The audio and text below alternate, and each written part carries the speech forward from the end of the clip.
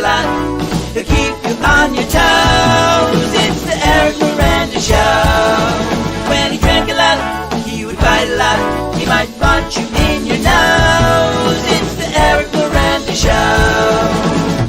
There are people who would tell you he is crazy, but if you listen closely, he's unbelievable. He used to drink a lot, now he talks a lot. He'll keep you on your toes. It's the Eric Miranda, Eric Miranda, Eric Miranda Show. Good evening, and welcome to the Eric Miranda Show. I'm your host, Eric Miranda. What's up, everyone? We just had a little bit of a crash landing come in. We came on a few seconds late. So tonight I have a very special guest. And when I say special guest, not just because of her myriad achievements, but she is a personal friend of the family. I've gotten to work with her many, many times. So I'm going to give you a little, by the way, this is the kind of person, I was going to read her whole bio and we'd be to the end of the show. So I'm just going to do a couple. She's a Tony Award winner for playing Ula in The Producers. She was nominated for Tony Award for Will Rogers Follies. If I'm wrong, she's going to kill me. But I think that's right. She made her film debut in Hero in 1992. That was alongside Dustin Hoffman and Gina Davis. Romance and Cigarettes with Christopher Walken, where he gets to stab her.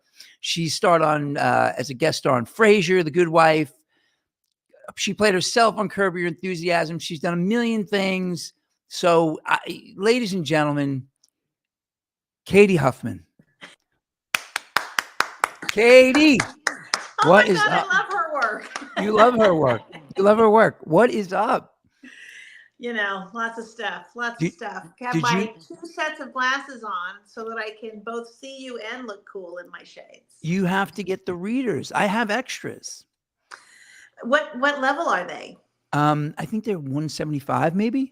Yeah, that'll help. I think I'm a 2. You're now, a 2? But I wear 175s and 2s.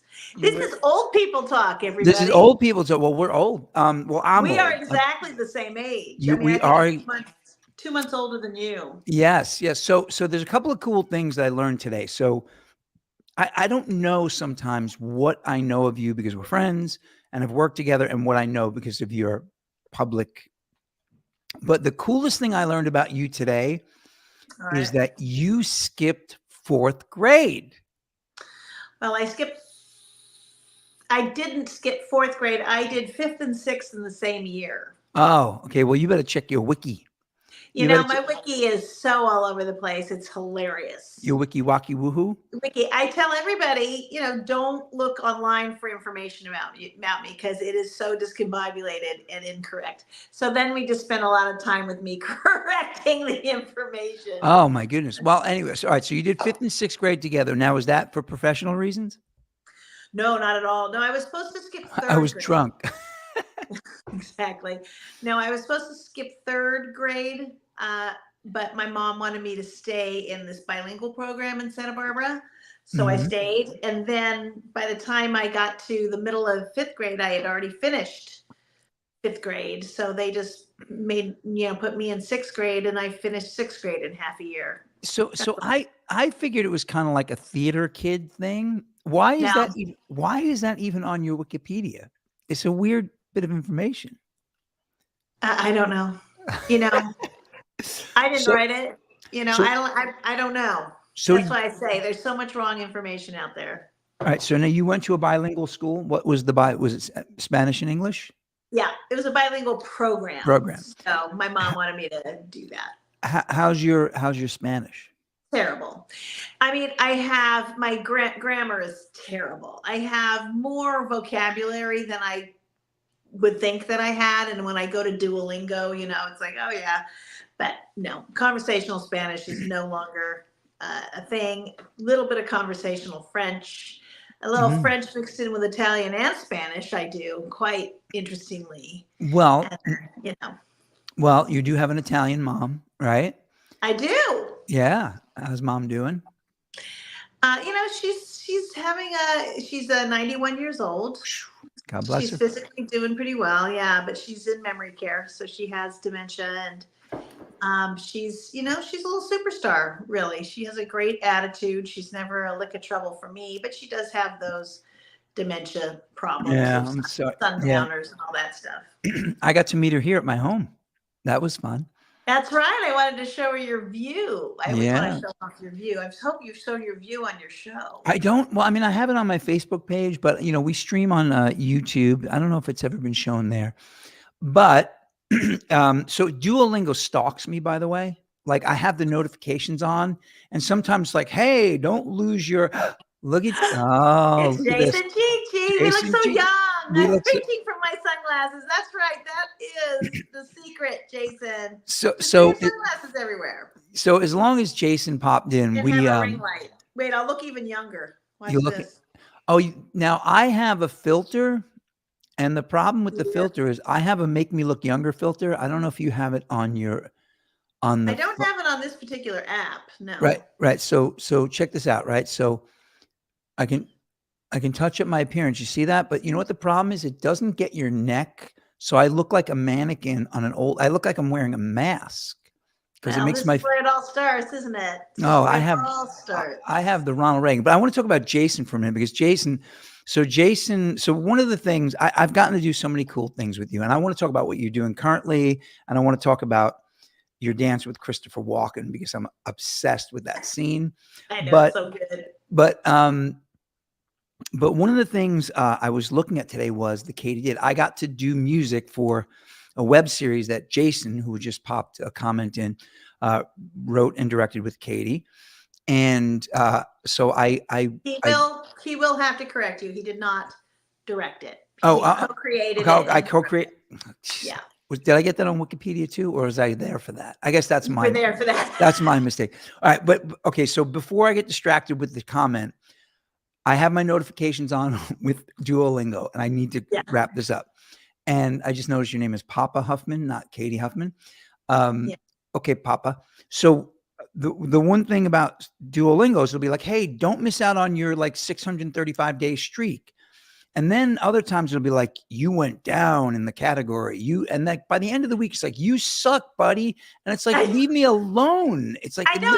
I re-downloaded the app because I had been on it and I went off and I went back on. And now it sends me, because I haven't started yet, it sends me these very sad messages. Oh, Duolingo misses you. Yeah, and he'll we miss you even more today. It's been so long. That is a manipulative prick, that little Duo. Is that a bird? What is that thing? That little green, I'm gonna smash that thing.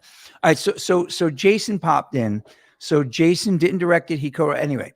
So today I was thinking about it. So I put you up on my page as Tony Award winner, and I was like, oh my God, you get her you have this life. By the way, Robert Plant from Led Zeppelin has done so many amazing things.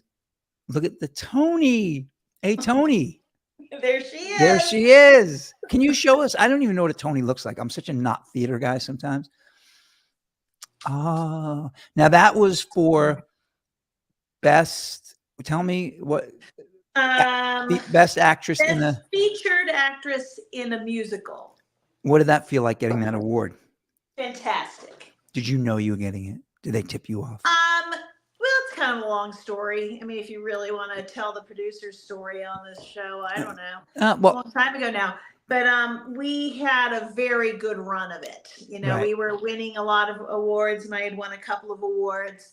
It certainly wasn't a given, and I thought certainly we couldn't win all of the Tonys. And when it got to my category, I knew there was only Nathan and the show left. So I was like, oh my God, it's going to be me. I'm going to be the one that doesn't win. And you won. And Nathan didn't win. Nathan won. Oh, Nathan won. And you won. Everybody won. Everybody won. We won every single Tony. Yeah. Wow. You guys had more Tonys than an Italian barbecue. My goodness. We have more Tonys than Hamilton. Wow. That's pretty cool. So, all right. So what I was thinking today is I kind of made fun of myself because I'm your friend. We're friends. We've worked together on so many cool things. And I still defaulted to Tony winner, Cady Huffman. I mean, it's a cool way to drop a name. But then I thought about, so I went and looked at episode 1 of Cady Did. And the song "When You Got It, Flaunt It," like it's so right, it's so iconic, and you're the icon. But do you ever struggle with just the pigeonholedness of it? Because you guys you wrote it into that scene so well, and I'm going to show that scene in a minute. Yeah, show that scene. I don't think that. I mean, certainly that song doesn't show up in that scene. All right, so no, the song We doesn't, couldn't afford it. but you stop her. Okay, so Oh yeah, she says. right, And and you the funny thing was that actress didn't know the song. she didn't. Oh, that's so great. She's so good. She's so good in that. When I met her when you were starring in Chicago, I met her backstage, and I was like, I was so excited. I was like, I know you, like, because I've watched, I watched that scene so many times. So I want to ask the producer to pull up. Cady did episode 1, starting around 50 seconds, and you let me know, Cady, when you want it to stop running. But I just want to catch, like, we don't need to do the cat scene, the cat food scene, if you don't want. But you just let me know when you're up. You need to not show much of it. Okay, you want to pop that into full screen, and then. Excuse me, are you Cady Huffman? Yeah. Oh my God. This is so weird. I mean, this is totally incredible. I have been a fan of yours since I was in the 1st grade. First grade. Uh-huh. Well, I went to a performing arts school and we did an annual Broadway review and each of us got to pick the number we wanted to do. And I picked the song that you performed the year you won the Tony, and it sort of became my signature song. Oh, for what? Oh, for every audition, for every talent show. Wow. Then you got it. Oh. Well, I mean, eventually I had to pick another song, though. You know, Broadway changes so quickly. Every year there's another song, another hit show, another role I'm perfect for. Oh, but I'm good. I'm really good. So, what are you in now? Dire Straits. Oh, what's that? It's a story about a successful, award-winning actress who kisses a prince who turns into a toad and then disappears from everyone's memory. Oh, is it a musical? More of a tragic opera. Oh, well, sounds really wonderful. Good, because with any bad luck, you could be in it too. Just remember to attain some sort of success and notoriety and then turn 50. Cady Huffman? That's me. All right, you can drop that, right? It's it wasn't syncing entirely correctly. So the background of that for the people watching is do you want to tell everybody a little bit about that premise, or you want to just move on? Because that scene is just so funny, but the context about you being this former superstar is so funny. You mean the web series? The web series, yeah, Cady did. Yeah, so we drew from the idea of Curb Your Enthusiasm, where I did play myself. So I'm like, well, let's have me again in an alternative universe. This is a much more bitter Cady. She has an audition video go viral and basically gets canceled. So she goes home with her tail between her legs to do a concert that someone is paying her to do. And then she finds out she has inherited a cable television. Yeah. Local access. And she ends up, doing that for a little bit with her nemesis, Betty Ann. Betty Ann. Betty Ann, played by Vianne Cox. So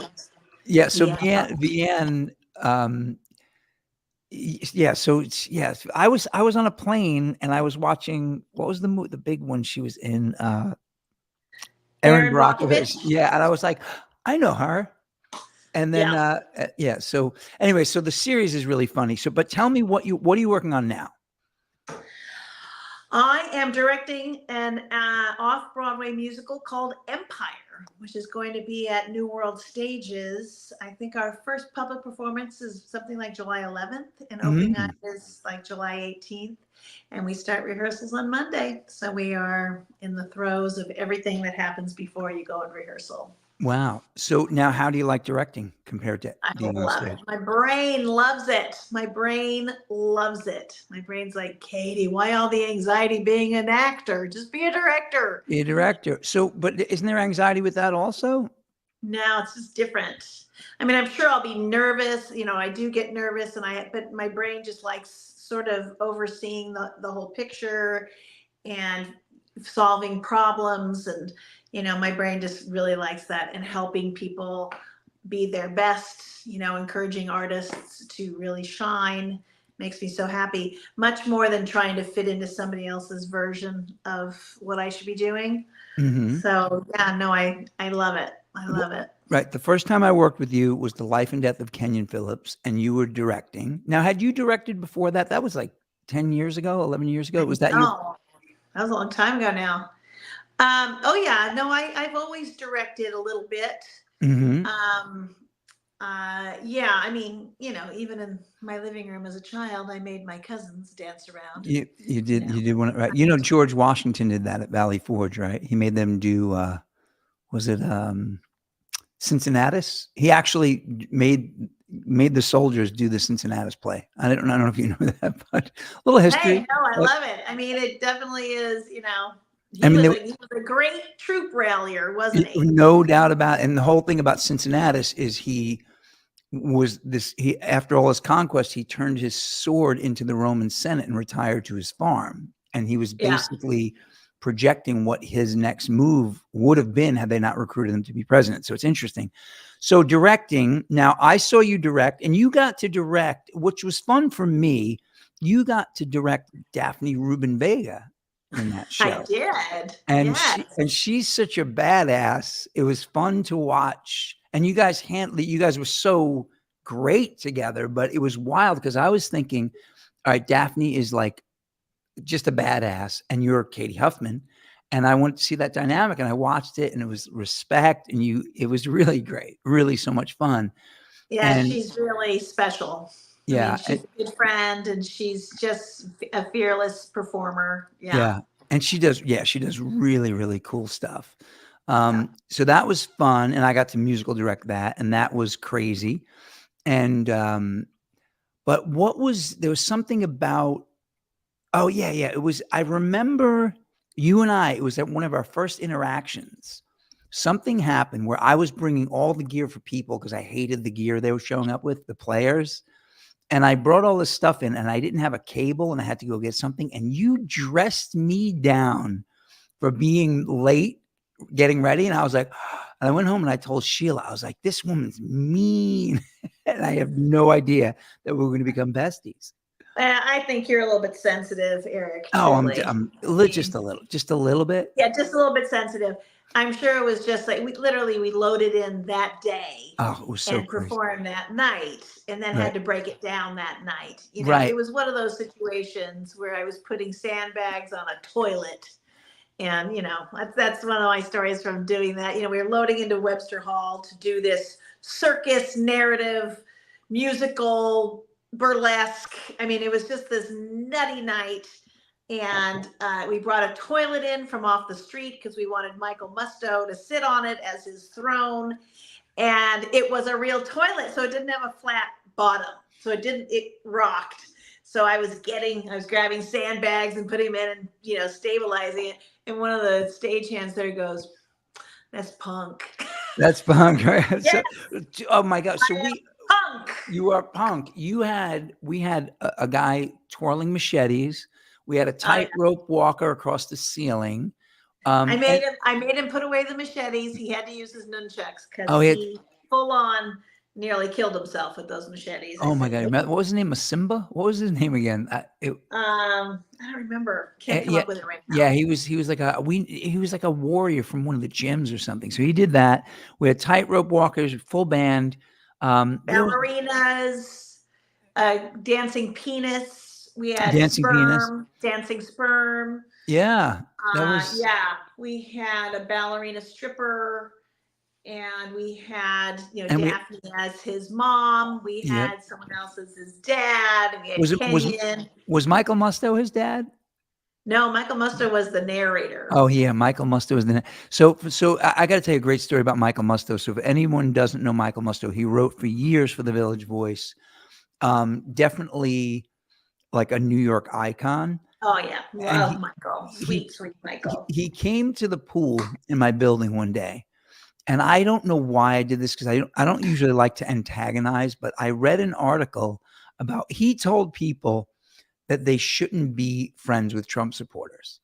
And I read to him all the hate from some of these right-wing publications, and his answer was, "Oh, that's wonderful." he was so excited that it was something happened with what he wrote. Right? And it was getting attention. He had no concept. Starting a dialogue. He had no concept of it being a bad thing. He was like, "Oh, that's It's wonderful." not a bad thing. No, It's his point of view. it was just so great.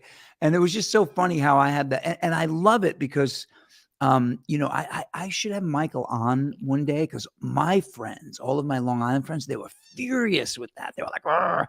And another thing is on my Facebook page, I've had Marty when we've done, Marty Gould Cummings, when we've done the rock shows that I've been the musical director of. He's all over my Facebook page. And then he sang Baby Shark to a bunch of kids. Do you remember that controversy? Yeah. And my friends on Facebook, or not even friends, just people on my Facebook page, they were like, this guy. And I was like, dudes, look at my feed. This is my friend. Stop it. It was just so ridiculous. And I love that is my favorite thing about hanging out with all you crazy artists in New York City is the controversy, the juxtaposition of where I come from, what I do, who my friends are now. And I'm friends with all of them, but Michael's response with the Baby Shark thing, I was like, oh, that is wonderful. Because it was just like, he was just singing Baby Shark. And those children were happy. The children were happy. I was happy. I got some extra. I don't even notice when Marty's wearing a dress anymore. No, me neither. So, all right. So tell us about Empire. Because now Empire, there was a series. Oh, that was Empire Boardwalk, right? Tell me about Empire. Yeah, there's been a lot of things with the word empire in it.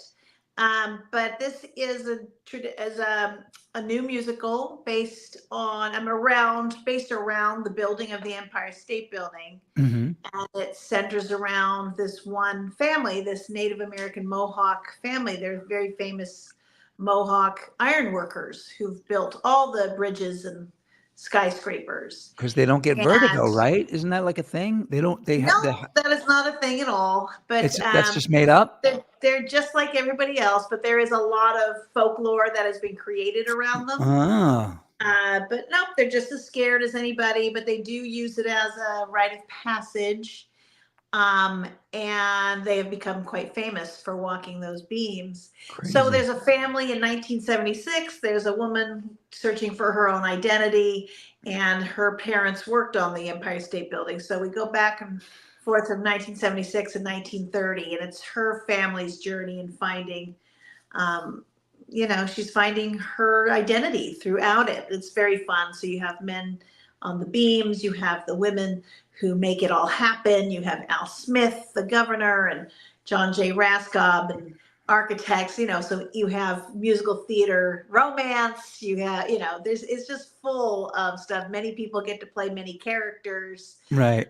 And you really get to see 1930 and kind of the kind of discovering, we're trying to discover for ourselves as we create it as to why that building has become so iconic. So iconic, right? So iconic. And, we think it's because it was built at the Great Depression, right at the beginning of the Great Depression. Yeah, right. They built it very fast. So when everybody was so down, this icon went up. And it is the only skyscraper, I think, to this day. I mean, now that, other skyscrapers are no longer there, but it was the first anyway to allow everyday people to go up inside of it and see the observation deck.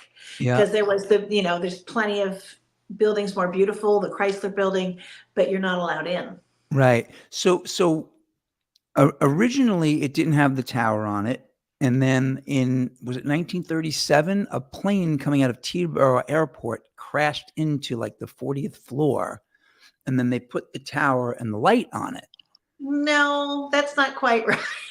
What's the story you have? No, that spire was always on it. There was a small plane that crashed into it. But it didn't inspire anything like lights or any other. So it already had the tower right from the beginning. Right from the beginning, I was completely part of the design. Yeah, because they wanted to go higher than the Chrysler building, so right. it them, several feet bigger Right. than the Chrysler building. Oh. But yeah, no, but they lit it up for the first time in 1976, during the bicentennial. Right. Amazing. So, wow, I had that wrong. Now, you know the story about the Chrysler building with the dome when they hit it inside the upper floors, right? That's a fact. Yes. Yeah. So they snuck up that spire and they did it in like an hour and a half. It was nuts. Yeah. So so what happened with that was the New York Bank building was announcing that it was going to be, and I don't know what the New York Bank building is. I tried to research where it is now because there's no New York Bank building at this point, but the building is obviously still here. They were advertising to get companies in the tallest building in the world. And then the Chrysler building, they put the spire, the dome in the top floors, and iron workers came up. They attached cranes to the outside. 90 minutes. Yeah. Can you imagine what that must have been like? But the Empire State Building is the building. It's the building. And I really do think it's because it's, you get to meet you get to propose to people up there. You get to have, special toasts. You get to see the city from that bird's eye view.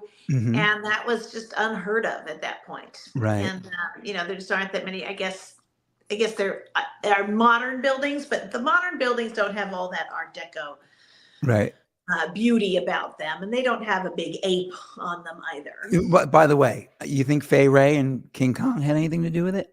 I do think they had something to do with it. I think it's just that building that got all the good stuff, Just got every kind of thing about it was right. Because Fay Ray and King Kong were on there in 1931. 31. Or 33. Yeah, 33, which is just 2 years after it was finished. Right.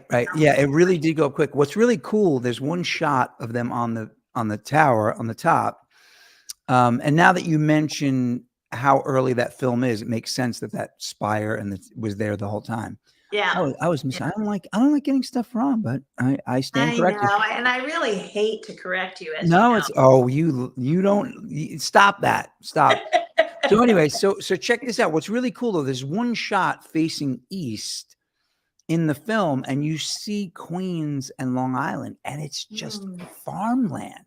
Yeah. It's like really that you got to check. Anybody who watches that, next time you watch the original King Kong, look at that shot when he climbs the Empire State Building, and you see. And my dad used to tell me, my dad was a hunter, and he said, so we used to go hunting. And I said, well, where did you hunt? He's like, in the park. And I'm like, what? They used to hunt in Queens. Yeah. Well, even Central Park wasn't a park till, what was that? The 50s or it was, it was farmland. Yeah. You think people were hunting in there? I wonder. I think it was much more farmland than anything else. But there were no buildings up there. So maybe. Yeah, who knows? But all right, so now what are you doing for the scenery? Like do you have people walking on girders in the show? Like how are you handling that? Well, we have a designer. Mm-hmm. And he has got a beautiful design, and actually we're putting the finishing touches on it right now to get that feeling of, in a very poetic manner, telling the story of building this building. So I don't want to give too much away. Okay, cool. Now, and where do we get tickets for Empire, directed by Cady Huffman? We're so at the beginning stages of this. I think we just said we were coming out. So I don't know. I think it might be New World Stages. I'm sure there's something out there, Empire the Musical, but I don't know. We're just so at the beginning of all of this. I can't wait. Me neither. The last Broadway show I saw was Back to the Future. Now, and wasn't a friend of yours playing the professor? My friend Roger Bart just got another Tony nomination. Yeah. You look beautiful. It's like I'm hotter if I wear those things. Really? I Yeah. don't know. I don't know. But so yeah, he was amazing in that. But the scenery in that was ridiculous. There were Yeah, that's a times. Broadway show. This Yeah, is an this off-Broadway is show. right. So And it the will not have that sort of budget. well, Much smaller theater. you'll be Broadway soon enough. I feel good things about Empire. Oh, thanks. Well, it's not really, that's not the goal. So, we'll see what happens. Yeah, the Back to the Future was so wild that at certain points I thought I was looking at a screen. The visual Yeah. effects was so insane. Like the turntables that they flip the cars around in the basement of buildings when you do deliveries. They had Yeah. one of those turntables on the stage, so they'd be running through the school and they'd be running in different directions. And it was wild. Like the choreography, they had to learn to dance and learn their positions on a moving plate. And then the car took it was nuts. But whatever you do for the Empire thing, I can't wait to see, because the whole girder, walking on girders things, I'm kind of fascinated with height. I'm not afraid of heights, but I definitely get that like that. Dude, I will send you, I have like a research package that I'll send to my actors.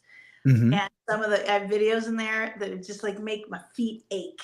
Just like my feet go, oh, those guys are so comfortable, 100 feet in the air. It's just Right. crazy. And they're just walking on these beams and walking around beams and handing each other and riveting. It's wild. crazy. It's crazy. Yeah, it's So wild. now I thought there was some genetic disposition. I mean, that was the rumor. That's I just know like, there's a lot of rumor, and we are working with a Mohawk consultants who are from one of the tribes who come down and do this type of work. And immediately, because there's the press had named them the Skywalkers, and they're like, yeah, that's not a Mohawk thing. When we talk about it, it's just iron work or beam work. It's like they're not. It's not. They did not name themselves Skywalkers, but there is a lot of folklore around them. But well, really, kind of the revolution is that they're people. they're Like, people. So that's an interesting question. We don't talk politics on this, but I want to ask you this question. Is it insulting that they're given the Skywalker title? Do they find it like, hey, if we're Skywalkers, then we're not actually doing anything cool? Like, No, like I don't think they really have that attitude from what I can remember. But it is kind of like, the way Native Americans have been portrayed traditionally in Hollywood. mhm. They're either savages or they're so centered that you can't relate to them. When, in truth, they're sending me videos of a lot of laughter. There's procreation. There's all those things that every human Every human does. does, yeah. I think about Little Big Man with Dustin Hoffman. Now you Yeah. got to work with Dustin Hoffman. Which movie was it again? Hero, a Here- movie called Hero. Yeah, how was that? Did you get a lot of interaction with him, or was it? I did. It was super fun. Yeah, because I saw Little Big Man when I was a very young kid, and Yeah. when he's old at the end, we're in the Westbury Drive-In, and they had the big speaker in the car, and I saw like the age spots on his hand, and I started screaming in my car, and everybody was like, "What the hell is wrong with you?" But I thought his ugly old hand was going to touch me. I've watched that movie 20 times since. What a great movie! But again, it's like you're right, the Zen-centered, Yeah. chief. It's just like, yeah. So Yeah, that's they're humans and they have it's like we're both Italian Americans. If there's ever been a culture that they stereotype, it's the Italian Americans. do we live up to it? Well, you might. I think you try your best, Hey, Eric. no, I don't. Hey, Hey. and we have an Italian immigrant, and we have an Italian American in the show, just to show the differences. And then we have Irish immigrants, Polish immigrants. Mhm. So we have like a whole, because the Empire State Building was built by immigrants Everyone, yeah. and Mohawks. And I feel so connected to it because my grandfather, who was born around 1900, maybe 1898 or something. When he was 16, he was digging the subways in New York. Right. So these are men and who did all this labor and got no credit. Yeah. but they are these men who love the work and put their lives at risk to do Mhm. these high risk jobs. And I don't know, I just have sort of fallen in love with every man in those videos. There's wonderful documentaries about it. And yeah, it's really kick ass. That's cool. Empire. That is really cool. Yeah. I want to bring something up, again, on my favorite topic, of course. So Yourself. yeah, it's the Eric Miranda show. But Yes, it but is. but but I there's actually a purpose to what I want to discuss next. So I got to do the Peggy Lee story with you. Mm-hmm. And where is that again? Green Room for what? Green 42. Yeah. Green Room 42. And for my friends listening, this was not an easy thing for me because I'm not a jazz guitar player, and this was all jazz. And Cady had the best players in New York, and they loved me, so they insisted. And Cady's like, "You can do it, Eric. You can do it." I Oh my flew. God. That's when I was more mean to you Yeah, than that other was times. mean. So I flew to Nashville and had my friend Mike Bauer give me a 25-hour guitar lesson. Like we slept, but like I stayed there for 25 hours, and he helped me. And the musical director was Eugene Gortz, who's in Cady Did. That scene's the best. And he's not a guitar player, so he couldn't give me the shapes. He couldn't give me the chord progression. So he told me what the chords were, but he didn't know the inversions. It was just crazy that he couldn't. It wasn't his job. Yeah, and you had to read music, Yeah, which you which haven't really done. I hated that. But it was really just the shapes of the chords, the voicings. It was amazing, and I got some really wonderful compliments, especially from Marianne McSweeney, who's a killer. Yeah. So she said that she loved the way I handled that. But what happened in the Oh, and show? by the way, before you go any further, Marianne and I have a show in Fairfield, Connecticut on June 8th at Community Theater. June 8th, Community Theater. I think I can be at that one. Hey, producer, what do you think? Can we be at that one? Can we hear her? I don't hear her. I know she's right there in the apartment with you. She said thumbs up. We heard her. We heard a thumbs up. All right, we can be there. So tell us where that is. June 8th, Fairfield, Connecticut, the Community Theater, Sacred Heart University's Community Theater, right there by the train station. So if you're in New York or up north in New Haven, just take the train down to Fairfield, have a great meal, see cute Fairfield, see the show at 8:00, and then go home. They are two-piece band. So it's ukulele, bass, upright bass, violin, keyboard, keyboard. piano. But it's just the two of you, right? It's you and Marianne And doing it. sometimes euphonium. Yeah, there's never more than 2 instruments being played at a time. And you play the euphonium? I have. I've been known to do that. That sounds like a stadium. She's playing at the euphonium, Yes. Euphonium Theater. All right. But the reason I brought up the Peggy Lee story, I mean, Peggy Lee is a fascinating human. Anybody who doesn't know about her, she was a pioneer just as a female writer. She was writing material. She ended up having a lawsuit with Disney over, what was it? Lady and the Tramp. Lady and the Tramp. She wrote all the songs, yeah. And they tried to, yeah. Well, what happened? I mean, we wrote the play because with using only music she had written. Right. So she either composed it, wrote the lyrics, or both. Mm-hmm. And one of her stories is, she wrote and recorded. She does a lot of those voices in Lady and the Tramp as well. So she wrote "We Are Siamese." She wrote "He's a Tramp and we love him." And that's her singing all these things. And with, she got paid her $50 and she went home. And then later in the 70s, when VHS came out, there was no protocol. There was no, there was no way. There was nothing in her deal that said she would get paid. But suddenly this somewhat popular movie in the theaters became a huge worldwide phenomenon, and Disney was making gajillions of money, gajillions of dollars, distributing it, and she wasn't getting a dime. So she did fight for, I think she got $5 million, which hardly seems like enough. Mm-hmm. But she did win that fight, which was a fight not just for herself, but for artists in the future too. We sell ourselves to make these things, and then we can get screwed because somebody lifts our image and just uses it however they want to use it. But anyway, that was part of her story. She was very vocal, and she had the means to sue Disney, and she did. It took a long time. And of course, she was probably labeled difficult. Yeah. How dare she? Did Frank Sinatra encourage her to stick with that? There was some conversation they had where They were very close friends. Yeah. They were extremely close. So I'm gonna, and when there were moments in her life where she needed help, and he would help her. Right. So I wouldn't be surprised if he, helped her stay in that fight. Yeah. Well, I had the privilege of watching you guys work that whole thing out in the Yeah. rehearsals. There was so much conversation about the dialogue and stuff. But the reason I bring this up is I'm just at a point in my life. I don't believe in the divide in this country and in the world. I don't believe in time. I think they made time to hold us to a clock so we could do it. I'm really at that point in my life where it's just this moment.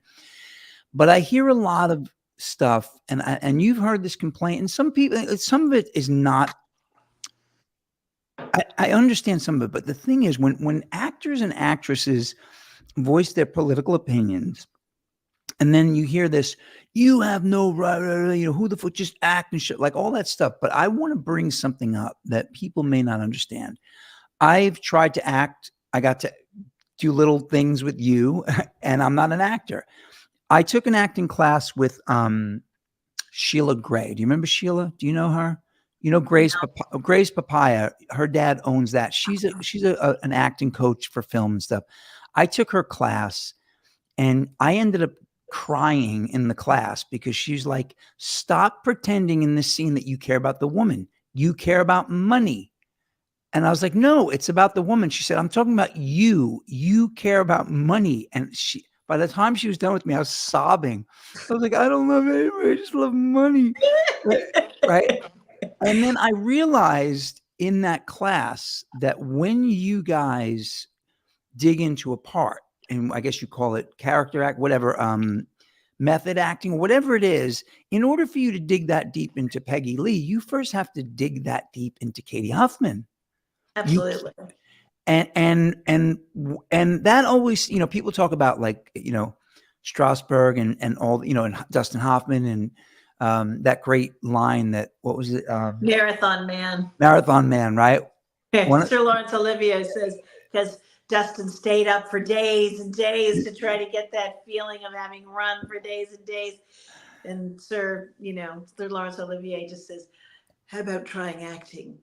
Yeah, right. It's amazing, right? Just act. Right, just to act, right? Instead of destroying yourself. But the interesting thing is, so what happened, I want to share with the people watching. What happened to me is I had to be a character.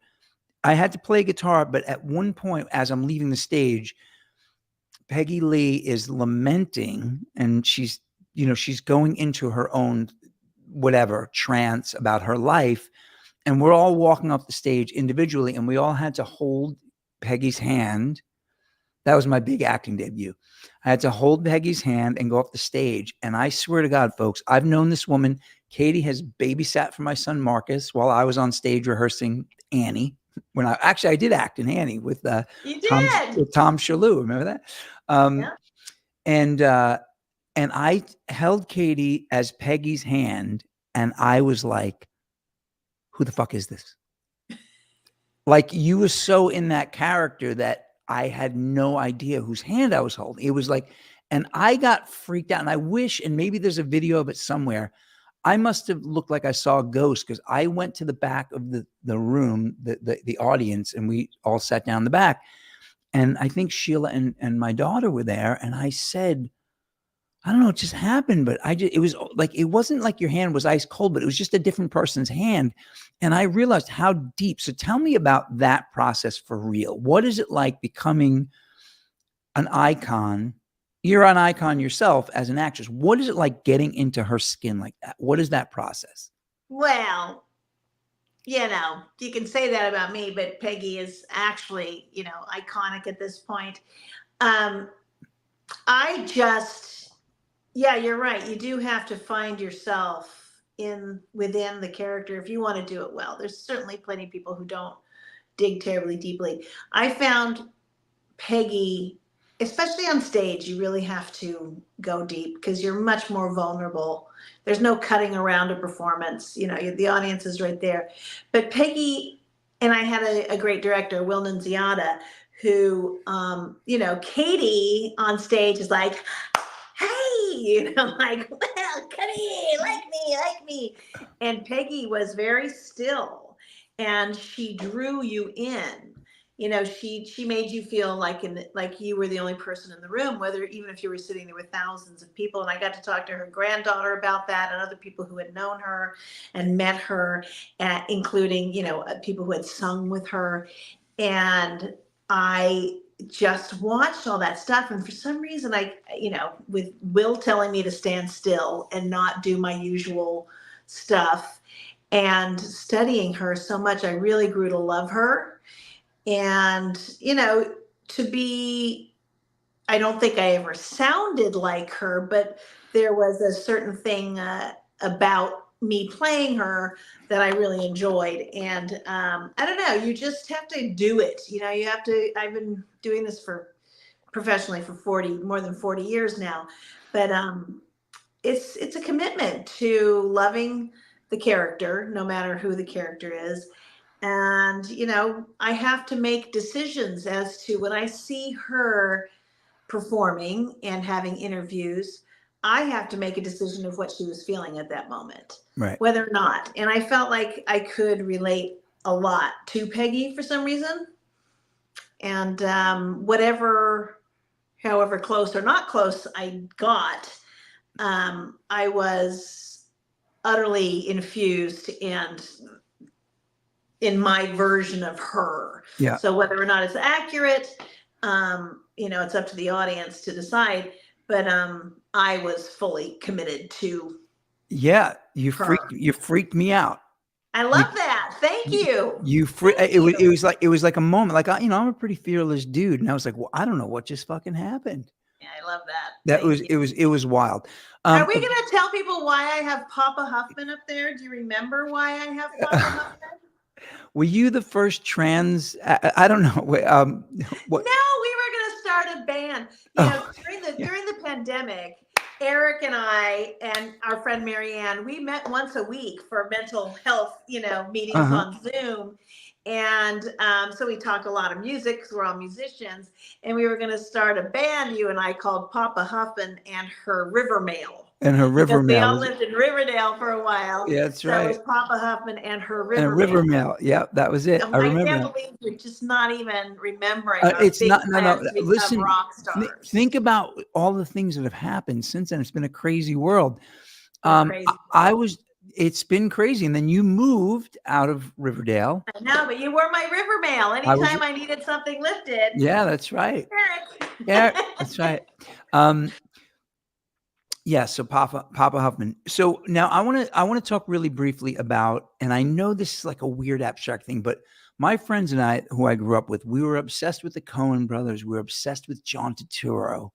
We were obsessed with Christopher Walken, like all of that dark, weird Italian New York thing and all the gangster stuff and the flat acting, we just were obsessed with it. And then when I saw that scene of you dancing with Christopher Walken singing Delilah and stabbing you to death, tell me about that. Well, this is the phone call I got. My agent calls me and says, Cady, John Turturro has called us and asked if you would consider appearing in a film he has written and will direct. You would be doing a scene with a choreographed death scene with Christopher Walken to the tune of Delilah sung by Tom Jones. And I said, yes. I'm just like, I don't need to read it. I don't need anything. Yes, of course I'm going to do this film. And it really turned into such a joy because it was a musical. Yeah. And it is a musical. I think it's quite a brilliant film, actually. It's It's pretty randy, but it is also brilliant. And to tell you, reading the script really was no help at all. Like getting into John Turturro's brain, no, there's only one person in there. You're not going to figure that out. Yeah. But what I loved about what the premise he used was it was still Tom Jones, and then Christopher Walken was singing with the Tom. recording. Yeah. So you sort of get that feeling of, how we all do. We sing in our cars, we sing we sing to the radio. It had that feeling of, oh yeah, we all do this. Sing We along. all have these fantasy lives where we sing these big pop songs. And but the show is, that movie is romance and awesome. cigarettes. Romance and cigarettes. Romance and cigarettes. You guys got it. It's pretty awesome. Now so you're a triple threat. You sing, but did you study opera as a kid? I did, yes. You studied opera, and you went to a prominent ballet school, right? Were you like a little prominent? But I went to a very excellent ballet studio. Okay. Yeah. And so you're a singer, dancer, and an actress. So Christopher Walken, apparently before he went into this version of himself, which is so iconic and amazing, is it true that he was supposed to be heir apparent to Fred Astaire? Like he was the next dancer, right? He's like a serious. He was a chorus boy. Like he was in musicals and dancing in the chorus. And So as a dancer, as a triple threat Tony Award winner, like you get to dance, you guys that's amazing. It was hilarious. And now, it was like 3 o'clock in the morning in the middle of Queens somewhere in the street.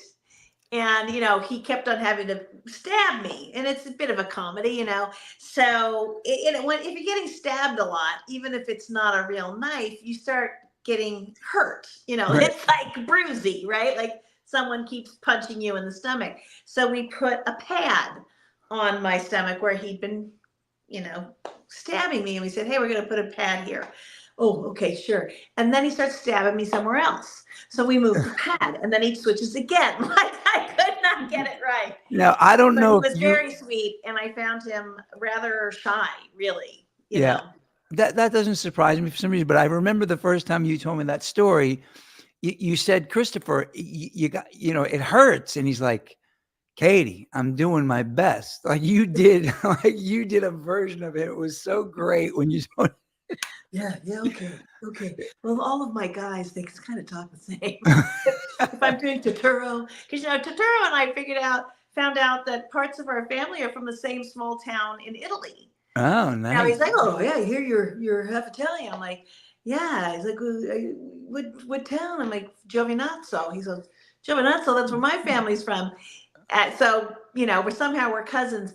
And then I asked my cousin, who's my mom's age, and said, John Turturro's family is from Giovinazzo.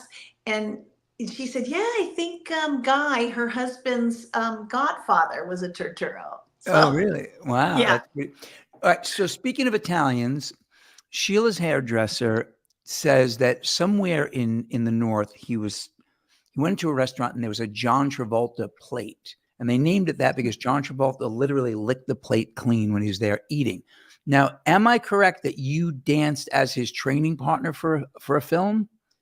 Staying Alive, yeah. I was 17, and he had a home up in Santa Barbara County, and he needed a dance partner. So I did for a couple of days. Yeah, I was his dance partner. Is he partner? Is he legit dancer, or is he just cool? Because he's a great singer. Just cool. He's just cool. He's just got natural feel for the music, but not a particularly trained dancer, but certainly someone we all like to watch dance. So, but he's not going to kick his face and do triple pirouettes or anything. Yeah. He's just cool. But now Christopher Walken can do that stuff, or at some point in his life, you think? Yeah. I mean, he was much more trained. Yeah. Wow, that's pretty wild. So that's like really, again, getting to work with the icons. I know. It's just so, but the Christopher Walken thing, I just love that he kept changing the stab. That's just, okay. So I was also looking today. I remember when they presented this mural. So Cady, folks watching, they painted a mural of Cady and 6 other famous people on her high school. And what was the high school in Santa Barbara? San Marcos High School Dickinson, actually in Goleta, but it's all Santa Barbara County. Yeah. Yeah, so I looked that up today. I was going to pull that up, but the truth is, we have all kinds of stuff. I have all kinds of stuff on you, and I forget what I know of you because we're friends and what's public. So I have to be careful. You know what I mean? Like, I hey, know, remember? you're so funny. You actually make it sound like I'm somebody who people should know. Yeah, well, I mean, It's just like, I'm a working actor. That's it. well, Now it's. I'm a working director. But listen, people want to do. I mean, again, you've lived the life of other people's dreams. Hey, don't think that is lost on me. Yeah. Absolutely. I've lived an absolutely magical life. Yeah. Absolutely blessed and magical life, along with everything else that comes along with life. Yeah. Yeah. Well, listen, I mean, again, it's life, but the thing, like the John Turturro thing, but when I saw the picture of you in your high school, I was thinking, wow, I can't imagine that. To me would, like, there's a wanted poster on my high school. Yeah, with my picture on it, sure.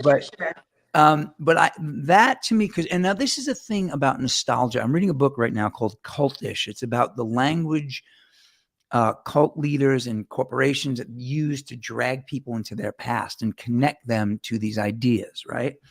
And my high school, when I had the opportunity to play with Robert Plant, the only thing that I kept thinking was, what are my friends from high school going to think? It was like the weirdest, almost seemed like lowbrow in a way. But the truth is, because the meaning of Robert Plant to me is connected to my childhood listening to Zeppelin 4. And then for me to get to play mandolin on Going to California, and that was not lost on Francis Dunnery, who put me on the gig. He knew, and he doesn't put Zeppelin fans on gigs with Robert Plant. I was like a first, and it became a funny thing between Robert and I that I was a Long Islander Zeppelin fan, because that's not, I mean, he loves that, but it became an inside joke. So we had some really fun times, but the meaning of my childhood, that's what Robert Plant, like if I played with someone as famous as him in Africa that none of my friends ever heard of, it wouldn't be the same thing. So what is it like to know that your picture is painted on your high school? Does that give you like a female Woody? Sorry, inappropriate. Okay, you went blue. You told me you're trying not to go so blue. Sorry. It's fun. I mean, it's very flattering, but it's not like I go look at it. What are you doing this weekend? Oh, I'm flying from Connecticut to Santa Barbara, California. Exactly, to go look at my mural. But my niece and nephew went to my high school, so their aunt was on the side of the building, and that was kind of fun. Yeah. But I mean, those things are, they're neat. They're neat. But they hardly prevent life from happening. It's not like shitty things don't happen because I have a mural on the side of a building. No, of course not. Of course not. All right. So one of the things, we're going to be wrapping up soon. Obviously I can just like do this all night with you, but I want to talk about the Cady did. You gonna play some music? I want to play. Okay, so but I want to give a little backstory because this is yeah, we're bringing it full circle here. Bring it full circle. So yeah, bring it full circle. So I don't have all of the versions of all of the things. So I don't know if it was Cady's brilliant idea. It sounds like me not on my ADD meds, but we decided, Cady and I wrote the music for the show. Cady did. We came up with a theme, and then I did like all these little interstitial things or whatever. But for some genius reason, we decided that at the end of every episode, there was going to be a different version of the same song. Just a 1 minute different version. And the first one is not unlike the Eric Miranda theme. It's a kind of swing jazz. I can't find it. I have it in a folder somewhere. But if you go online, folks, and Cady did episode 1 at the end, you'll hear that jazz version. But then we decided to do a Don't Stop Me Now version, like Queenish. And then at one point we did a Gregorian chant one. And we hired an opera singer who was down in my studio going, oh, Cady didn't want to do it, but oh crap. It was like hilarious. And this guy is looking at me. His name is Keith. He may be watching right now. Great singer, but it was so funny because he's a traditional opera singer doing Cady didn't want to do it, but she did it. Oh crap. and Oh, in this crap! like Yeah. baritone, and it was just like. But this may Hilarious. be my favorite one. So Cady? You've always wanted to be an old black man. You've told me this Oh, you before. have that one. Yeah. Yes. Well, Let's I have a feeling I might have been in another life. yeah, I think you are. I think this is it right here. Let's. Yeah, baby.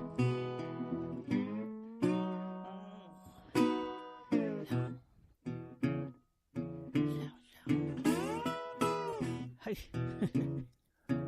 Oh, Cady didn't want to do it, but she did it. Cady didn't want to do it, but she did it. Yeah. Say, Cady did not want to do it, but she did it. Yeah. Cady did not want to do it, but she did it. Now mama's on her show, yeah, she's feeling mighty low. Say, will that gal ever get laid? Oh, crap. Now, something tells me I did not write the line, "Will that gal ever get laid?" Did you just decide for no apparent reason to do that? I think I did just decide. Yes. So now when we got nominated for an Indie Series Award for the music, Yeah. and you won a bunch of awards. The song lost to some sorority girl. I don't know what the hell that was, but we flew to LA on a private jet, which was amazing. By the way, now, and this is another thing. I just want to let We you all. performed live. We performed live. And we're going to go a little over right now, but I have pictures of, I don't know what happened, but can you stop short in a Learjet? Because something happened where we were eating too many snacks, and something happened on that plane where you ended up on top of me and everything went all over the place, and we were dying laughing at. But when I was thinking about the story, I'm like, you don't slam on the brakes of a Learjet. It's still a plane, even though it looks. Right. I mean, it was a very small plane, and we had, it was like a 6-seater, and we had 7 people on. They had literally flipped down the toilet so someone could sit on the toilet. So great. Flipped it, so it was tight. And we don't have to be buckled up in a private jet. So I think we were just walking around. There was a little turbulence, and everybody went Great. Akimbo. And we had to stop in Iowa to fuel. To refuel, yeah. Yeah. And so now, is that the first, and because that's the first and only time I've ever been on a private jet. Absolutely. Yeah. I had never done that. And we took it back. No, you couldn't. I had to fly to Florida. I did both ways. But right, it was one of our production designer, Scotty Salami. He had a connection to a private jet, and so he flew all of us for free. We didn't pay for that. Yeah, that's amazing. I don't think not even one of us could have.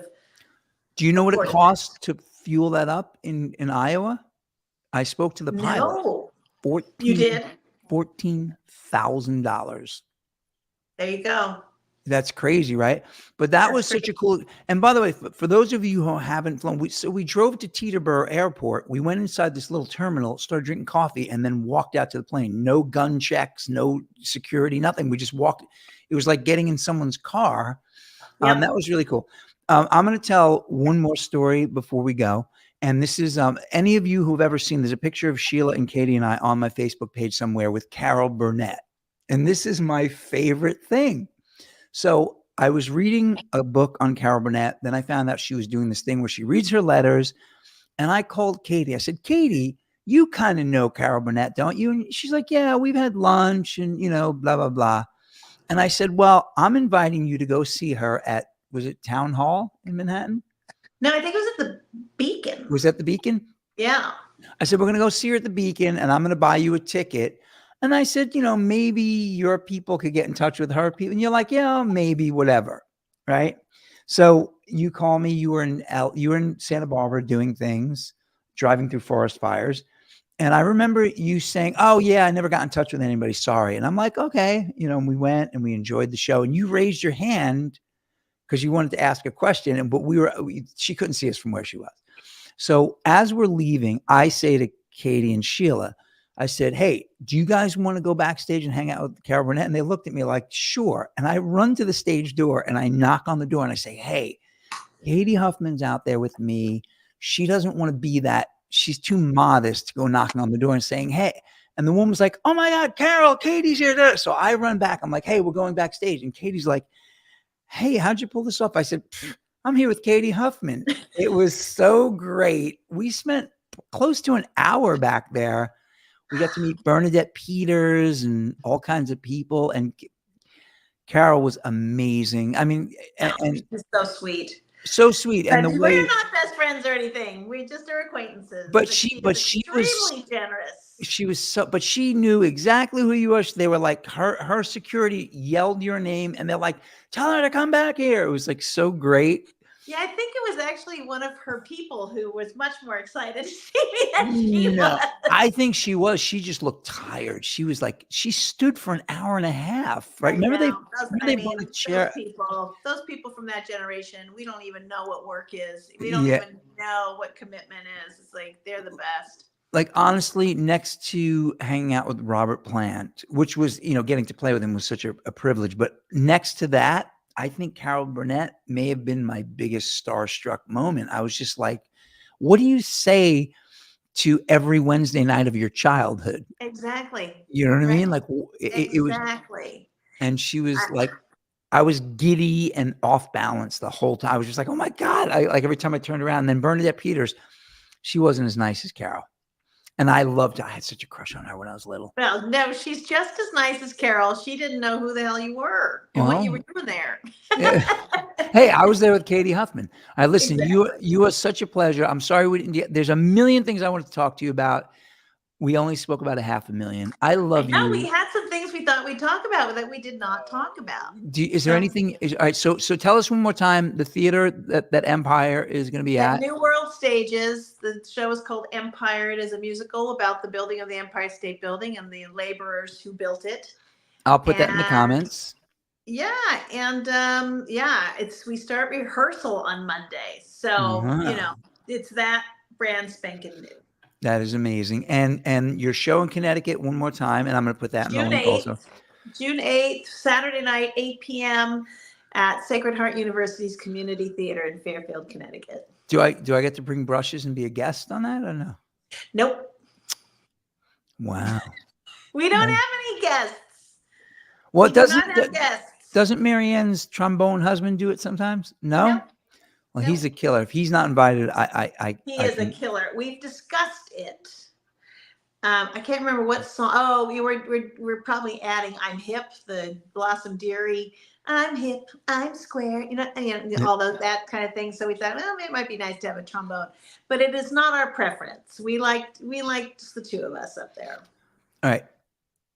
Every week in the past few weeks, I've been singing a song at the end of the show. Yeah.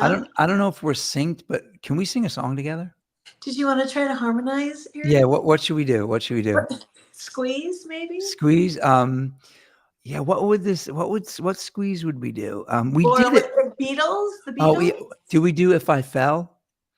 Oh my gosh. Yeah, but we don't know the parts, right? No, we don't know the parts. Okay. So who starts? Who is it? Who knows? No. That's I will. That's I will.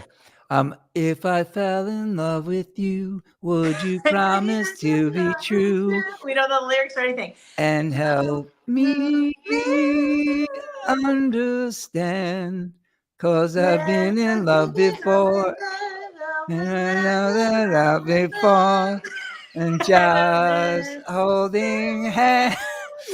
If I give my love to you.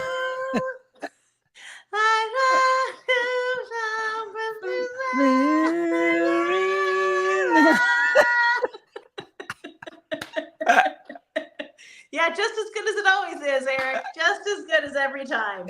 You would not know we're professional singers.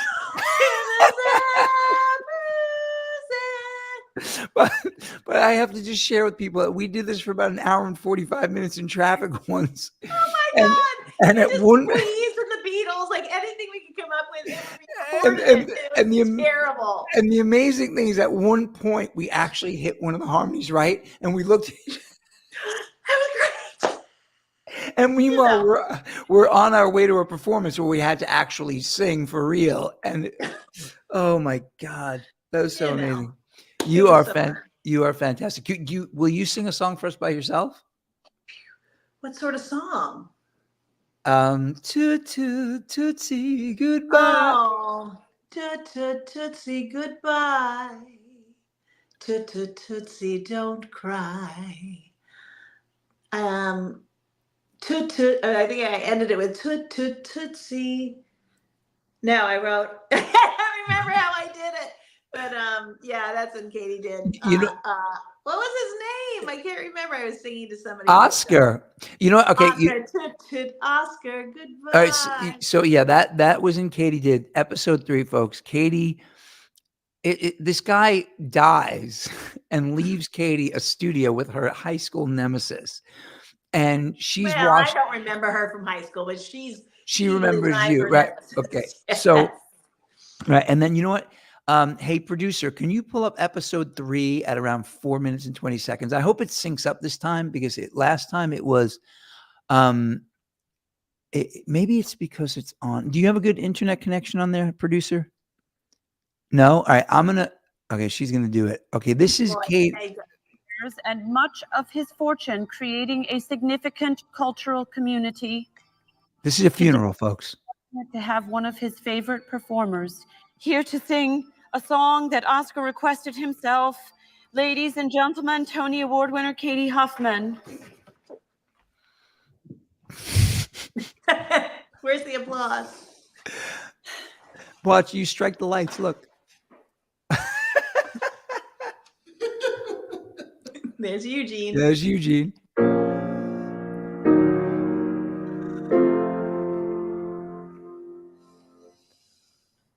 Yesterday I heard a lover sigh. Goodbye. Oh me, oh my. 7 times he went aboard his train.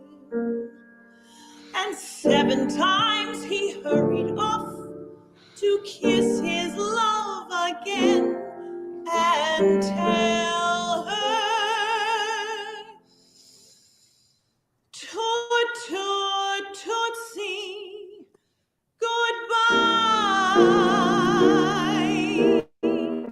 Toot, toot, tootsie, don't cry. Wait for the mail. I'll never fail. If you don't get a letter, then you'll know I'm in jail. Toot, toot, tootsie, don't cry. Toot, toot, Oscar, goodbye.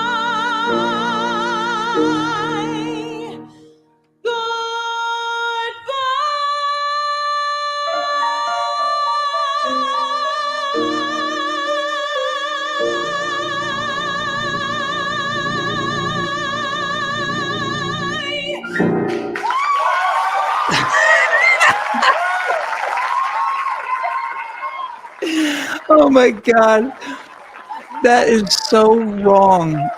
That is so wrong. Oh my goodness, Cady, thank you. And if you notice, if you look closely, Jason Tichy is an extra in there. Is he an extra in there? And there's Vianne Cox, and there's, oh my God. But it's so great because I didn't realize until I watched it again today. I didn't get to work on that part of it. So this, that I saw that as a fan, but when I was watching it today, I didn't realize that Eugene starts playing it in that minor dirge, that sadness, and then he smiles and gets nervous and starts frolicking and putting the majors and the triads in there. And all of a sudden it turns into that thing And at a funeral, you get the applause, and the way you soak it up in that, like, my career sucks kind of way. You guys, that Cady did, by the way, that's just a free like series online that you all should watch. It is so good. A lot of great, names in there. Oh People my you know God, from so TV. many great guest stars. Yeah. Yeah. So anyway, I love you so much. Thank you so Love you much. too. I want to thank you to our producer. Mwah, mwah. And we'll see you all. Oh, and next week, by the way, Mary Hangley, she's going to be singing at Carnegie Hall doing the Magic Flute Mozart. I knew this girl when she was a little girl. Her dad and I are friends, and she used to watch my band play shows when she was 10, 8, 7, whatever. And now she's an opera singer at Carnegie Hall. And I'm going to be interviewing. It's just a coincidence that there's going to be two. But yeah, so tune in for that next week, everyone. Same time, same bat town. I can't even say that. Love you. Thanks, everyone. Good night. Good night. Cady Huffman, everyone.